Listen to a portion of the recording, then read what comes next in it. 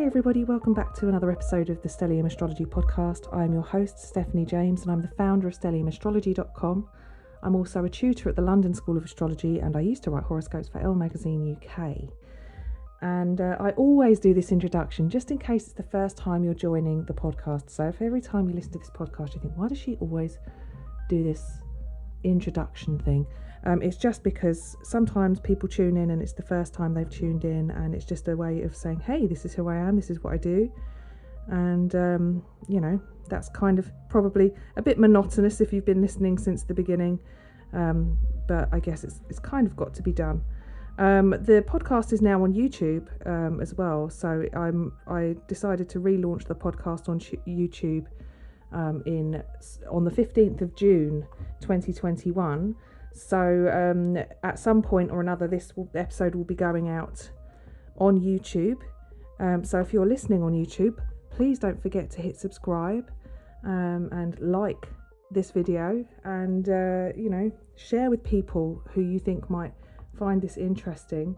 And today we're continuing on our little walk through some of the aspect patterns. So we're still doing the aspects, but the aspect patterns, and I'm doing a short series on the aspect patterns. I've got my notes in front of me, and I'm directing you as well where I can to help you kind of make sense of these things yourself. So today we are talking about the mystic rectangle, which sounds really exciting and really mysterious, doesn't it? Now, the mystic rectangle is basically a rectangle, but the rectangle is made up of two trines and two sextiles. So obviously the trines being the longer sides of the rectangle and the sextiles being the shorter side of the rectangle. And at the point where each corner of the rectangle is made by this connection between the sextile and the trine, those two corners oppose the opposite corners. So almost, I'm looking now, and you've got those two triangles, which I don't know if anybody remembers trigonometry at school, where you had to learn about the Pythagorean law or something, which was like the opposite plus the adjacent equals the hypotenuse, and a squared plus b squared equals c squared, that kind of thing. Gosh, I really did pay attention. In fact, actually, the only thing that I seemed to really get at school was Pythagoras, was the I can't even remember what it was. I suppose it's trigonometry, isn't it? Some of that I kind of understood, but so it's those kind of triangles, which is basically if you had a rectangle and you cut it in half from the top left corner to the bottom right corner, and vice versa, then you've got two of those kind of Pythagorean trigonometry triangles that we studied at school. If I've already lost you, please don't worry. I'm not going to talk any more about maths at all, so please don't worry. Like I said, I was never really very good at maths. I actually had a bit of a undiagnosed dyscalculia, basically. I know that I have it's kind of like, what's it called now? My brain is escaping me. Dyslexia. It's number dyslexia. And I do have a type of dyslexia when it comes to maths. However, when it comes to visual maths, like sacred geometry, which is kind of like the patterns, the sacred patterns that appear in nature, and things like, doing trigonometry where you're looking at triangles and things like that. For some reason, that helps. It's more visual for me, so I can kind of understand and do it. It's a bit more conceptual. There's another thing, if you're really bad at maths, actually, that's really good. And I think it's called Mr. Numbers. And I think they called it right-brained maths, I think they called it. And it was the first time I ever understood the times tables in a way that really made sense to me. And instead of it being like a grid with numbers, and most people all my life would say, oh, it's really easy, all you've got to do is just multiply it, and it's like, do it in your head. And I'm like, I just can't do that. I literally cannot do it. Mr. Numbers does this thing where it's like a circle with 0 to I don't know if it's 0 to 10, or it's like 0, 1, 2, 3, 4, 5, 6, 7, 8, 9 and back to 0.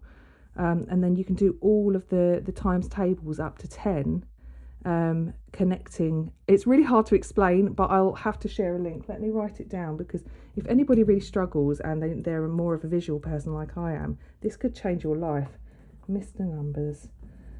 Just writing it down now so I can definitely share a link for you guys, because it's I wish I discovered it when I was younger. It's a shame, because the internet has changed learning for so many people. Unfortunately for me, that the internet really only came about when I was in my last few years of high school, senior school. So in the UK, that's I think I was about 15 or 16 when it really started to. I remember I was like sending emails and I was like, where are these things going? I didn't understand where they were going. I was like, what? How does this work? I'm writing it on this computer and it goes somewhere. That's how old I am. That I was in high school when the internet became a thing, and it was really in its infancy. But anyway, I've massively digressed. We're talking about the mystic rectangle, and I got onto one about trigonometry and hypotenuse and Pythagoras and blah blah blah. But actually, don't worry about that. It's just a standard rectangle, and it's like I said, 2 trines and 2 sextiles, and from the top right corner to the bottom.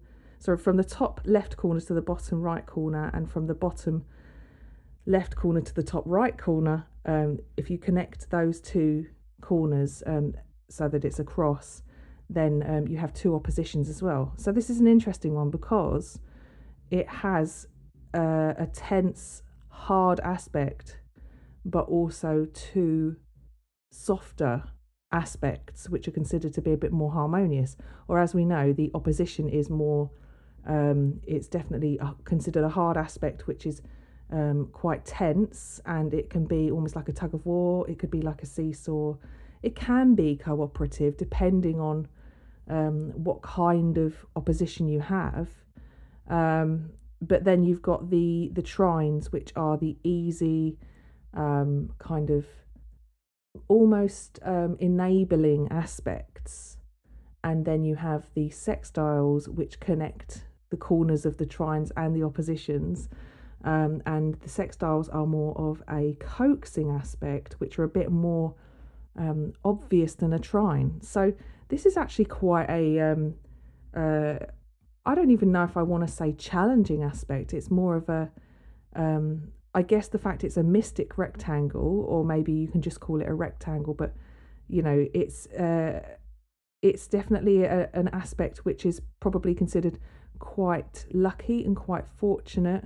Definitely more harmonious than having squares or things like that in your chart.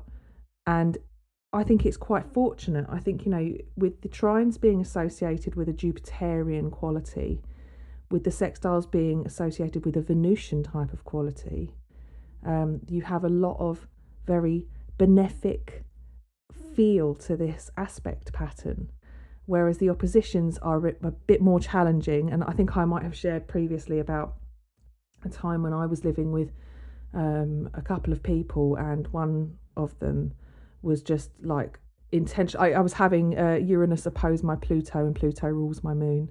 So my Saturn-Pluto conjunction, my sun and my moon rulers, were being opposed by Uranus. And during this period, there was so much, I was uprooted, I relocated, everything was uncertain. I didn't know whether I'd be moving again.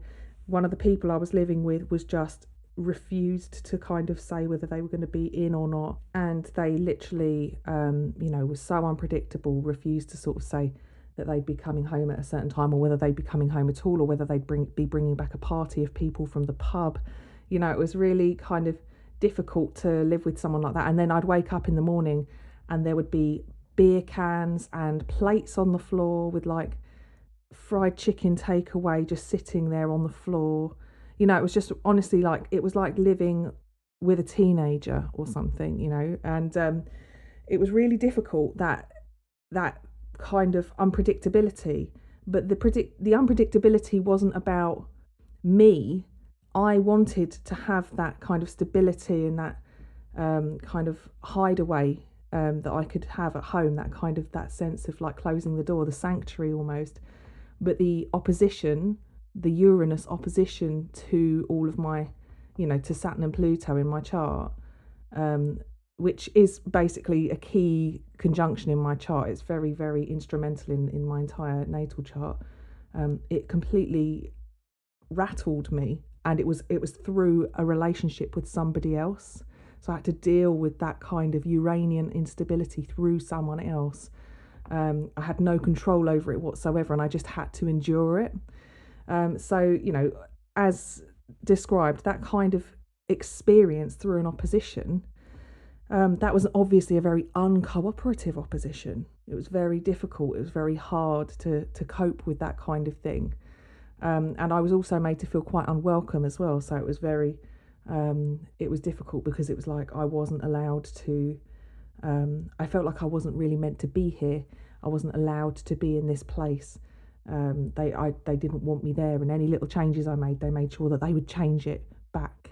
Like silly little things like if I put a magnet on the fridge, they'd move it to the side of the fridge. I was made to feel extremely unwelcome, And, I'm just sharing this so that you can understand that kind of nature of having an opposition with, going through a transit of an opposition, and the type of that. I mean, that is a Uranus opposition. It's just like everything you do is rejected. Everything they do is unpredictable. And, it took a while. Once that opposition sort of separated, it took a while, but I suddenly started to feel more settled. And that feeling of being settled and actually being able to relax into my environment, it sometimes you don't realise how much these things can affect you until they've passed. And once they've passed, you're like, wow, gosh, that was really hard. So oppositions can be really, really challenging. And like I said, they can be really cooperative and really work well together as well. It doesn't mean that they have to be, it doesn't have to be really tough. Like my partner has a Jupiter-Venus opposition, which it can be really nice. It can be really lovely, but it can also be really naughty because it can encourage laziness.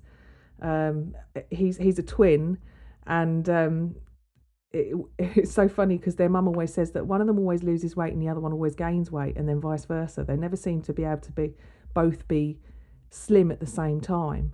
Like it's like one of them has to be like probably the more Jupiterian one, and then the other one's the more Venusian one. And it's just really funny that they've got this opposition going on, and it's very obvious in their charts. Without going into too much detail about their natal charts, but just dependent on the planets, dependent on the relationship between those planets and the people that you meet. Because if you have oppositions in your chart, you're going to meet lots of different people that will at some point be embodying one aspect of your opposition. So with a mystic rectangle, when you have two oppositions in your chart, you're constantly dealing with like two seesaws, two tugs of war, this kind of unrelenting, tense opposition, almost like a grand cross, you could say, in the way that you can have a grand cross. The difference with a mystic rectangle is that it combines usually two different elements by trine, and also by sextile it connects those elements as well. So for example, on AstroWiki you've got in the example you've got one side of the trine connected to another side of the trine from Libra to Aquarius. Another side of the trine to the other side of the trine is Aries to Leo, and then both of those, so Libra to Leo is connected by sextile, and Aquarius to Aries is connected by sextile. So it connects different elements, but also you've got this kind of relationship between fixity and cardinality. So if you think about the many different combinations you could have with a mystic rectangle, there is that kind of cooperation between trines that you would expect because they're harmonious. The cooperation between the the signs that are able to cooperate and awaken and coax each other, like I've said before, like with cardinality and fixity, for example. Fixity being a bit of a struggle to sort of see a way out sometimes, and cardinality having that spark of inspiration, for example. But, you still have like a fixed opposition or a cardinal opposition.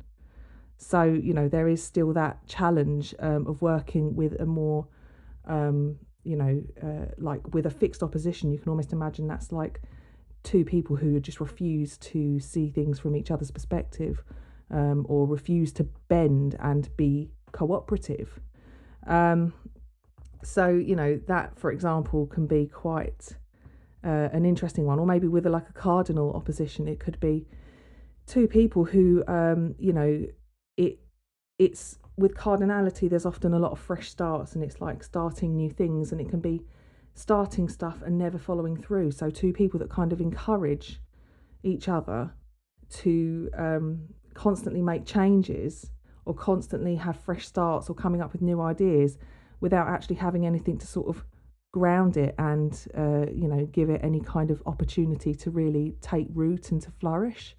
So the mystic rectangle is obviously sounds quite complex now, but there's opportunity, there's good fortune, which comes with the trines and the sextiles, and the oppositions force us to grow and develop, and to essentially be proactive, and also to work on our relationships. Like I've quoted many times in this podcast, one of my counselling teachers who said, relationships are the vehicle of change. And it's true, you meet people, relationships that you have in your life force you to address, issues that perhaps you may never encounter if you were just going about your life as a bit of a loner and not really dealing with other people. And even if you were a loner who didn't deal with other people, there's still that chance that you're going to deal with oppositions through your next door neighbours, through public figures or local figures, like people in the local government or people at the local shops, somebody who walks their dog every day past your house and lets their dog poo on your doorstep, things like that, you with an opposition, it's almost like you have no control over what is brought into your life, and you have to kind of deal with the situation that's brought to your doorstep, regardless of how much you want to be involved in that relationship or not. So really the trines and the sextiles really make it easier to deal with the tension that appear through the oppositions.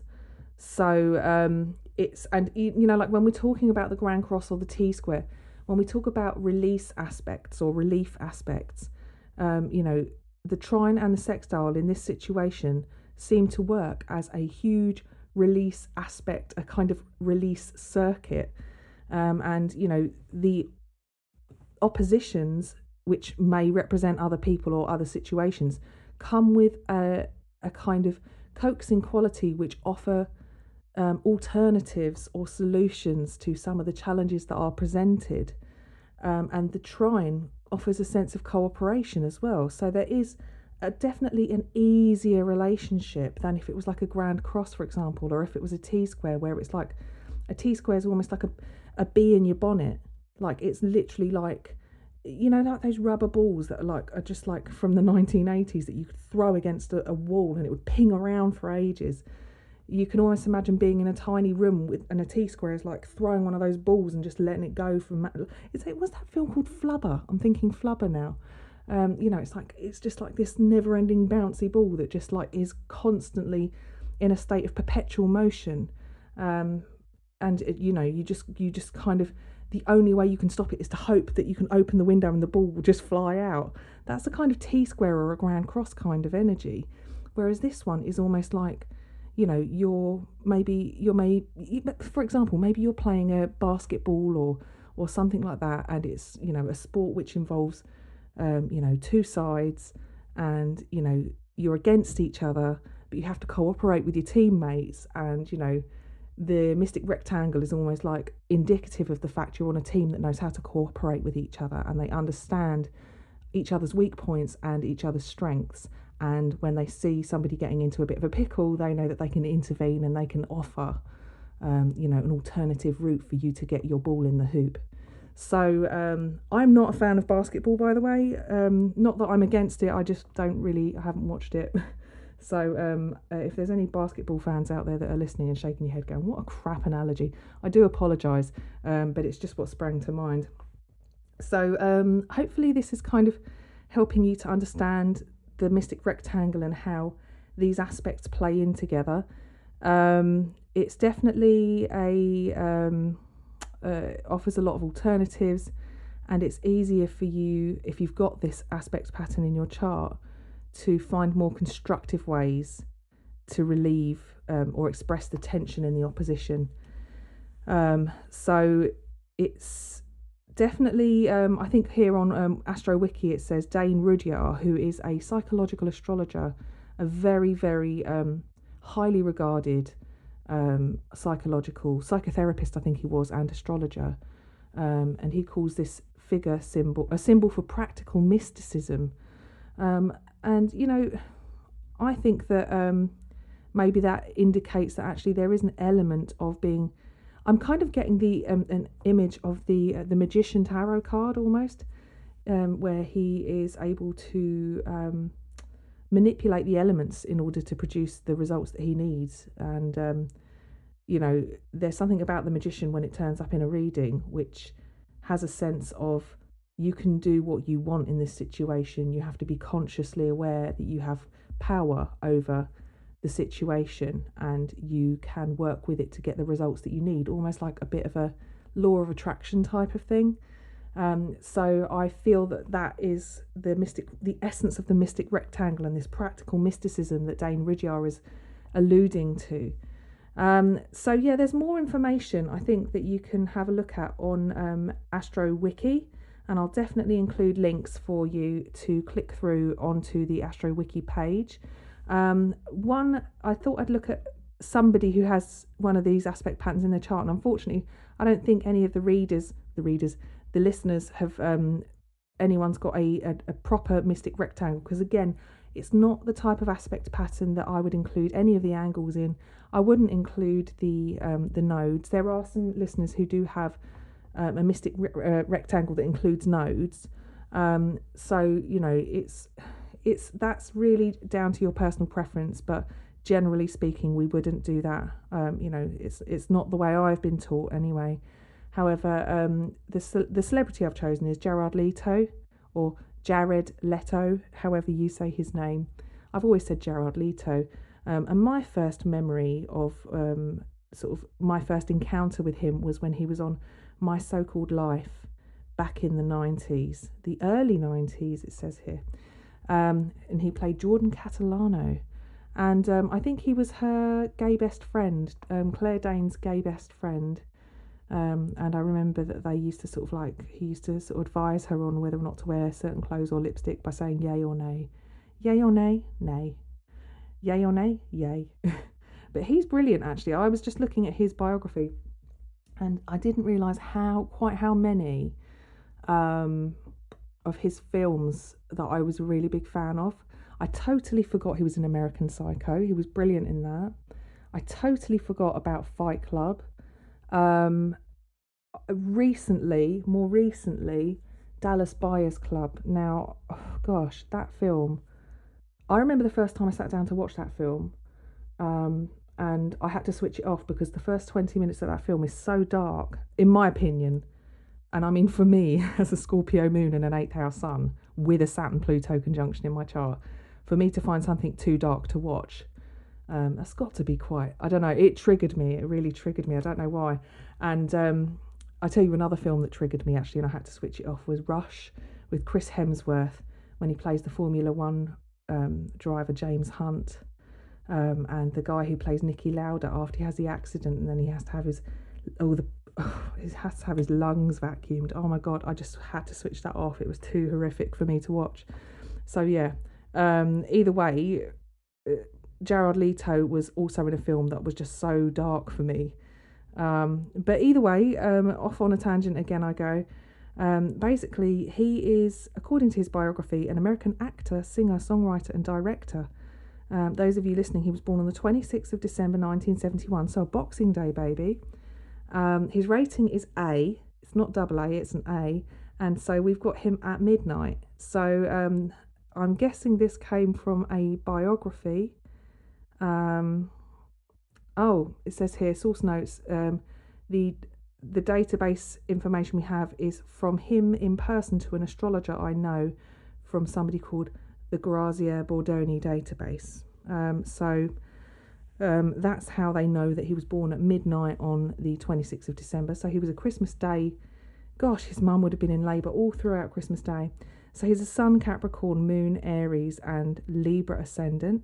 Well, he's a very handsome man, which you'd expect with a Libra ascendant. But he has Pluto rising. And Pluto rising is trine Saturn in Gemini. So remember as well with a trine you can have about sort of 6 to 8 degree orb. But with Gerard Leto, his Pluto looks as though it is about 1 degree. And so does his Saturn as well. It's very tight. And then he's got his Mars is at about 1 degree of Aries. And that is trine his Neptune placement, which looks like it's about 5 degrees of... It can't be that wide. It must be narrower. I'm going to click into his profile, into my profile quickly so I can have a proper look at the degrees. Oh yes, so his Neptune is at 354 of Sag. So he's got Mars trine Neptune, which is a very creative and arty kind of contact between Mars and Neptune. They're very, and actually Mars is not in Aries, it's in Pisces. So that's interesting. So here you go. This is when I talk about having something out of sign. It's not it's not fire to fire and air to air in this situation. It's fire, Neptune in fire, to Mars in Pisces, which is an interesting relationship for these two, because Neptune rules Pisces by modern rulership. So it's, they've got a relationship anyway. So having Mars in Pisces is definitely going to be somebody who has a bit more of an indirect sort of way of relationship with their Mars. And there you go. So his Saturn and his Pluto are both, his Saturn and his ascendant are at 0 degrees and his Pluto's at 2 degrees. So it's not exact, but it's tight enough, definitely tight enough. So the mystic rectangle stands in his chart. So he's got Saturn opposite Neptune. Well, that's going to be difficult if you're going to be somebody who's looking for, that Saturnian structure, that authority, and that kind of, accountability and responsibility that comes with Saturn. And then you've got this Neptune in Sagittarius, which can be a little bit escapist, kind of anti-boundaries, anti-responsibility, definitely much more kind of creative and free-flowing than Saturn in Gemini. And then he's got Pluto opposite Mars. So a Mars-Pluto opposition, that can be a very tough aspect to have to manage. Mars and Pluto contacts generally in the natal chart can be incredibly challenging. It can be a little bit like having to deal with, people that really rile you up, anger you, and also people who are kind of very my way or the highway. That is a real tug of war aspect. And Saturn and Neptune is also quite challenging. And to top it all off, he's got another opposition in his chart, which it doesn't feed into this aspect pattern at all, but he's got the moon opposite Uranus. So another opposition. So this relationships for Gerard Leto are going to be hugely important. Working with other people is going to be how he develops himself. And he did receive the Best Supporting Actor for Dallas Buyers Club. I don't know if he's ever won any awards for like his own acting career directly, like leading role type things, because I don't think he's ever really been much of a kind of lead role kind of guy. But he's definitely got that kind of stamp of respect and authority in what he does, which is like that Sun in Capricorn would do. And it's interesting because it all ties in. So the Sun in Capricorn is obviously going to be in a relationship with Saturn, because Saturn's the ruling planet. So and it's in Gemini as well. So he's got this sense of jack of all trades about him. And if you think about his acting career, it's so varied anyway. So he definitely has this kind of mastery of kind of playing various different characters. The Mars placement it speaks to Neptune in Sagittarius, like I said. His moon is in Aries, which has got a relationship with Mars, obviously Mars ruled. And then he's got all the Libra stuff, which he's got his ascendant in Pluto and Uranus in Libra, which is obviously Libra is ruled by Venus, which sits in Aquarius. So Venus and Uranus are in mutual reception, essentially on the telephone to each other in each other's sign, helping each other out.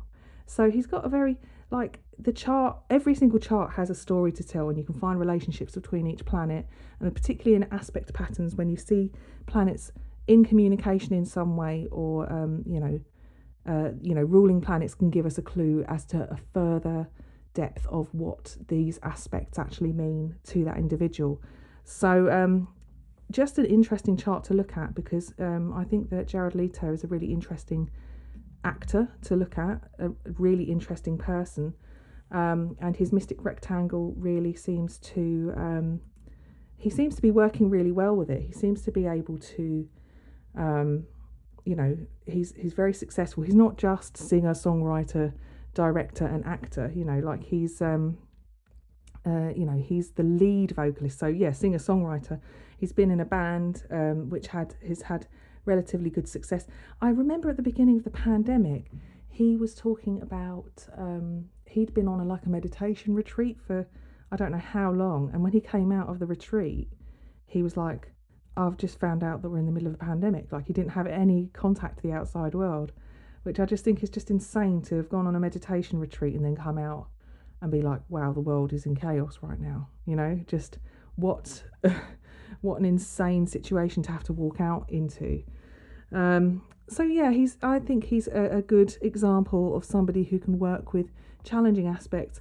And if you think about the fact that he always seems to be kind of an accompanying role in a film, maybe not the leading role, perhaps he will. It says here he earned critical acclaim after portraying heroin addict Harry Goldfarb in Requiem for a Dream. Haven't seen that. But it's like about working with other people, and it seems to be always like a duo that he's in. Even with his band, it's with his older brother, and Dallas Buyers Club, working with Matthew McConaughey. There's just this kind of sense of working with others, being in relationships with others, and these relationships are obviously, he's a method actor, so he kind of pulls himself into the role and really embodies this role, and he kind of immerses himself in that Pluto rising way. He has to be extreme about it, and I just think it's interesting that he kind of he uses all those planets that are in his mystic rectangle, Pluto and Neptune together. This is like a method actor, I would say. Somebody with Neptune in their chart is definitely, well, we've all got Neptune, but somebody with an aspect pattern like this that includes Neptune. Often Neptune describes the silver screen, that Hollywood glamour, and in a sextile to Pluto, for example, and his ascendant, and feeding into Mars as well, and Saturn, the ruler of his sun. Somebody who's going to do, to be a professional, to be a pro, to really work with that kind of method way of immersing himself fully, becoming obsessed, making it about everything he wants to do. So yeah, I just thought it was quite an interesting chart to look at. And he does have he has a Grand Trine as well with Venus, and Venus speaks to Mars by sextile and Neptune by sextile as well. If you wanted to go even deeper into this aspect pattern, it's called the castle, I believe. So he's got another aspect pattern, but I'm not going to go into the castle because it's not really it looks incredibly lucky, fortunate and amazing, and maybe I will do it at some point down the line. But actually, as previously mentioned in another episode, I talked about what Ray Orion, the author of Astrology for Dummies, has said about aspect patterns, and I'm going to say it again. I'm going to read it here.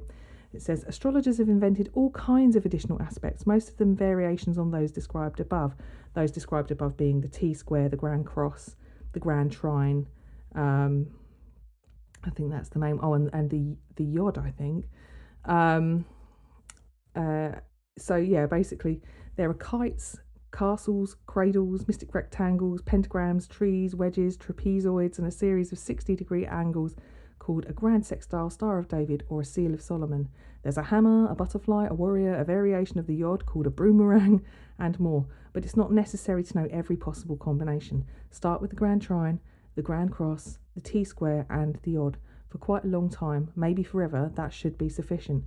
I kind of have to agree. I think that you see aspect patterns in people's natal charts, and it gives you an indication to how they work with these aspects. You might speak to somebody with a Grand Trine and they could be completely oblivious to the fact that they have it. You could speak to somebody with a T-square, describe what you're seeing in the T-square, and they'll go, oh my God, yeah, that is just something that just keeps happening to me, it gives you an idea of kind of like the challenges or, kind of the way that these people are kind of using their charts. So going into great depth about, if you were in consultation with somebody and said, oh, wow, look at that, Seal of Solomon, your client's going to want to know what you mean. And if you can't really understand or explain it in a way that makes sense to them, it's just going to leave them feeling baffled. So it's better to be good at the simpler, more commonly recognised and major aspect patterns. And over time, delving deeper and getting into much more subtle combinations. But yeah, there's no need to be an expert on all the different aspect patterns. I just wanted to cover a few of the ones that I felt were more prominent, things that kind of you'll recognise and see and that could be really interesting to explore.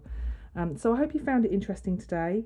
I was not sure I'd be able to speak for 20 minutes on the mystic rectangle, and here I am at 37 minutes.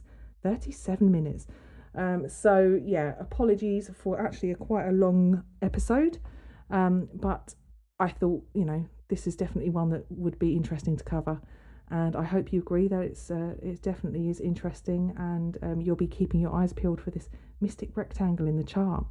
Okay guys, take care, and don't forget, if you're enjoying the podcast, to write me a review if you're able to, and if you're not, send me an email, stephanie@stelliumastrology.com, STEFANIE, or you can contact me on Instagram. I am at Stellium Astro on Instagram and Twitter, but I'm not very good at checking Twitter. And you can find me on Facebook, all of these places. It's just I'm a bit rubbish at keeping up with all the messages on social media. I try my best, but I'm only human. I'm not a bot. Anyway, I'll speak to you guys next time. Hope you have a lovely week. Take care. Bye.